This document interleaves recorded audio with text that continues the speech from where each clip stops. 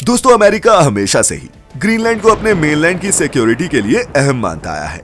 ये उनके पुराने सभी वॉर प्लान्स की एक स्ट्रेटेजिक लोकेशन रही है। नॉर्थ अमेरिका के एयर डिफेंस के लिए भी ग्रीनलैंड की एयर स्पेस बहुत क्रूशल है, क्योंकि इस जगह से रशिया या चाइना से आने वाले किसी भी इनकमिंग मिसाइल थ्रेट को टाइमली डिटेक्ट किया जा सकता है। यही कारण है कि पिटुफिक स्पेस बेस पर ऐसे अर्ली वार्निंग रडार्स और स्पेस सर्वेलेंस सिस्टम्स पहले से ही काम कर रहे हैं।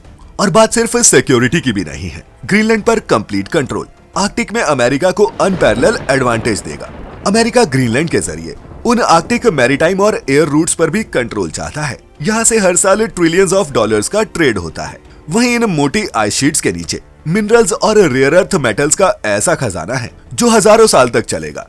यहाँ ऐसे 55 क्रिटिकल रॉ मटेरियल डिपॉजिट्स को अब तक आइडेंटिफाई कर लिया गया है, लेकिन ग्रीनलैंड के माइनिंग लॉज के चलते सिर्फ एक की ही माइनिंग की गई है। हाल के ही कुछ सालों में ग्रीनलैंडी के लोगों में एक आजाद मुल्क बनने की आवाजें भी तेज हुई हैं, और अमेरिका को डर है कि अगर ऐसा होता है तो ग्रीनलैंड चाइना या फिर रशिया के साथ न चला जाए।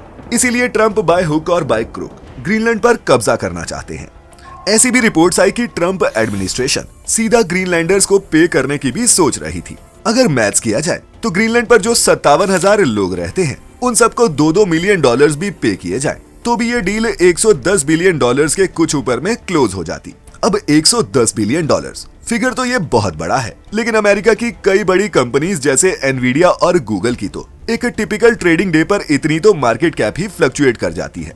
यूएस का एनुअल सिक्योरिटी बजट ही 800 बिलियन डॉलर से ऊपर का है। ऐसे में कंसीडरिंग ग्रीनलैंड की स्ट्रेटेजिक लोकेशन और मिनरल वेल्थ, ऐसी कोई भी डील यूएस के फायदे की होगी।